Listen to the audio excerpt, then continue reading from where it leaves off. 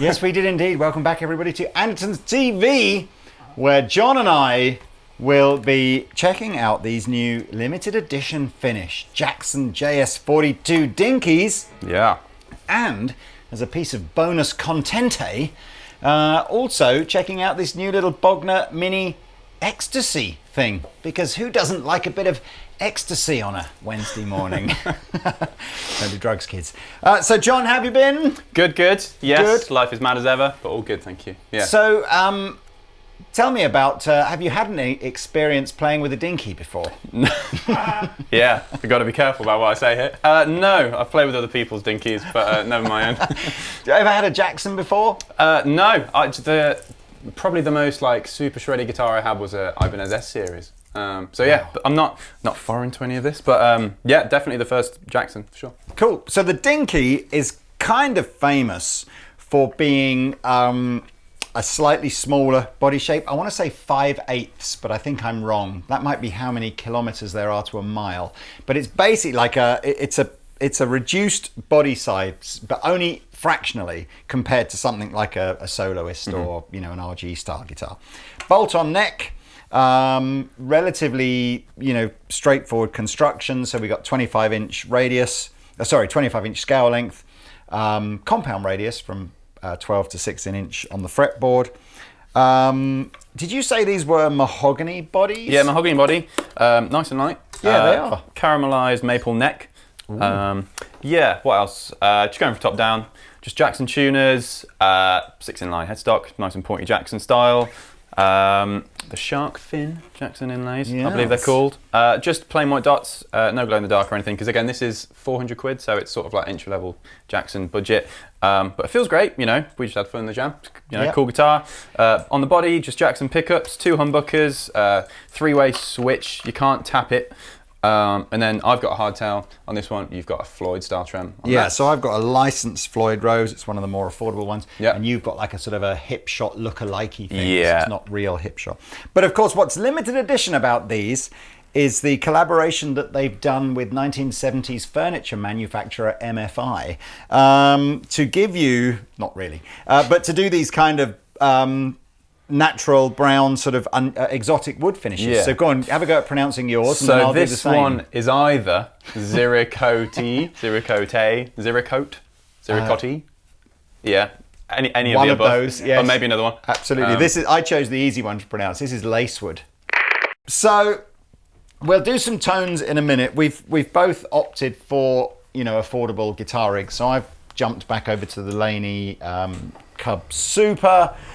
I was getting my gain there from a Tone City Golden Plexi. John was using the Ecstasy and I think just dumping a tube screamer over the top. Yeah, JHS 3 Series tube screamer in the front with a Strymon Blue Sky. Awesome. And I turned this off because there was a lot of background noise, but I think it was probably because you had oh no, it's just we've obviously got a lot of gain in the head. Yeah. Let's do tones on the guitar into this, and then I'll sort of demo some of the features on here. So if I put the gain back into its sort of normal mode, yep, and then you'll have a sort of a cleanish sort of sound, and we've got some reverb on the floor. There's no reverb in the amp, so you've got to have a separate reverb pedal. So bridge pickup.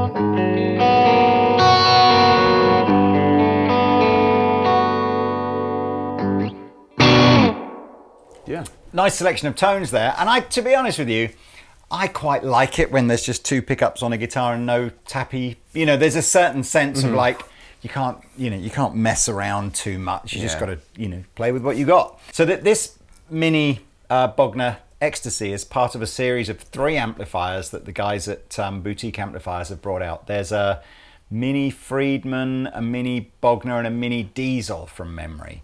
And they're all completely solid state, tiny, like they weigh nothing. They run off of a power supply rather than an internal transformer. But the idea is they've got those classic kind of preamp features and tones that you might get on the real deal version of this. Bear in mind a full Bogner Ecstasy or Uberschall or whatever is, thousands and thousands of pounds. And how much is this? $250, Wow. $249. Obviously, we're running it into this 212 cab. You could run it into any other cab, but yeah, we're just using a V30 loaded 212 and miking that up. The effects loop on the back is how we're getting the reverb, and that's it. There's no foot switch options or headphone outputs or anything like that. It's just as it is. So if I go through the basic sort of settings, if I go maybe 12 o'clock on everything and put it in its sort of normal modes with the gain on its least gainy mode, you'll get an idea of what that sounds like.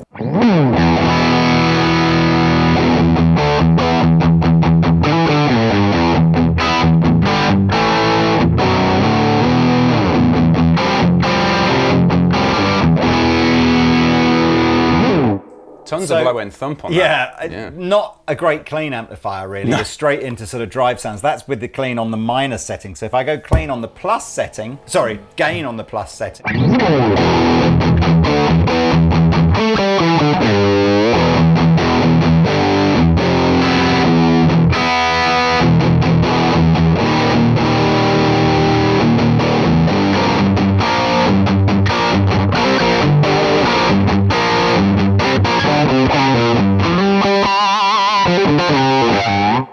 So I just adjusted, I put a little bit of treble, a little bit of extra treble, a little bit of extra mid, and took a little bit of bass off.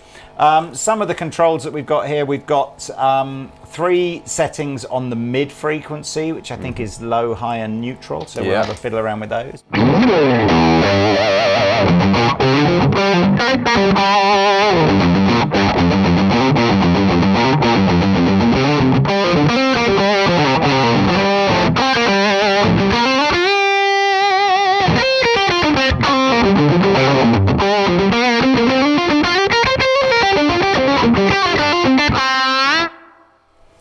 Pretty subtle, but obviously choose to taste. One of the Bogner Ecstasy features that you get on their drive pedals as well is this sense of the pre-EQ. So you've got B1, B2, and again the middle position is N for normal or neutral or something. So let's have a little listen to these.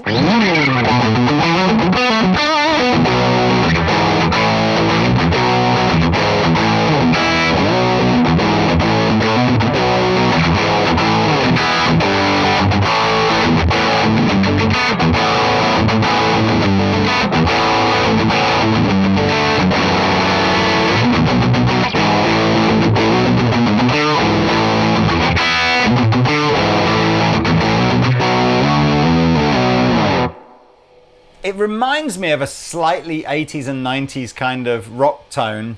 The guy I always think of when I see Bogner, and I know he's used tons of different amplifiers in the past, but I'm sure he has a fairly long history, is Steve Lukather. Right. And it gives me that sort of... It's like there's a low mid thing for Bogners. Like from all the digital things that I've played that have some sort of Bogner character or whatever, it's always they're the low mid thumpy high gain amps. It's not super modern sounding, is it really? It's sort of like it is another one of those original hot rodded old Marshally type vibes. Anyway, it's got this feature on it called Variac. And I think what the Variac is doing is simulating that idea of using a Variac with an amplifier, so sort of choking it of mains input power, I think, and then the power amp does kind of weird saggy things. But here you go. So here's off, and then I'll switch it on whilst John's playing.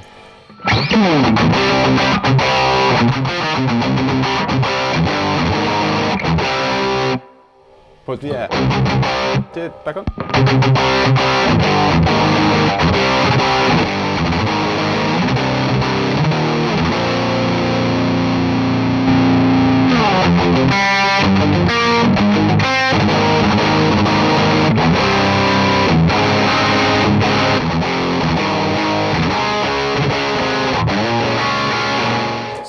other than the really obvious drop in volume, what was it? Was there a feel thing that it did? Just one more A/B test.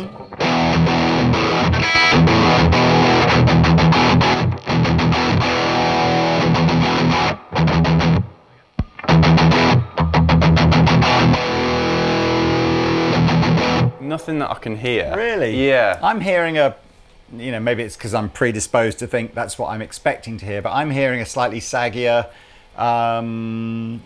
less attack on the note as you're playing. Maybe that's just a volume thing. But one more.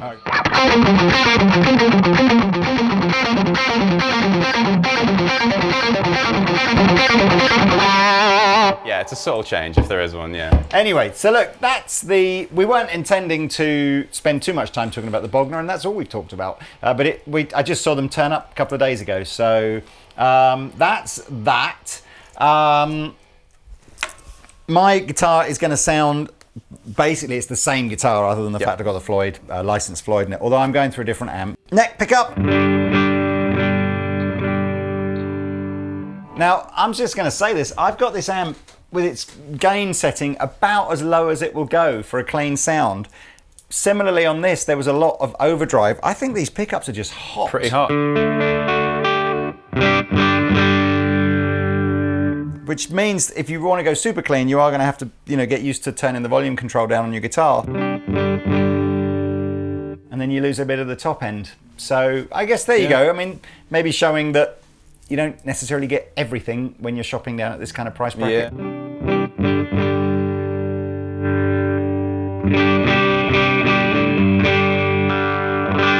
What I did like though was with gain.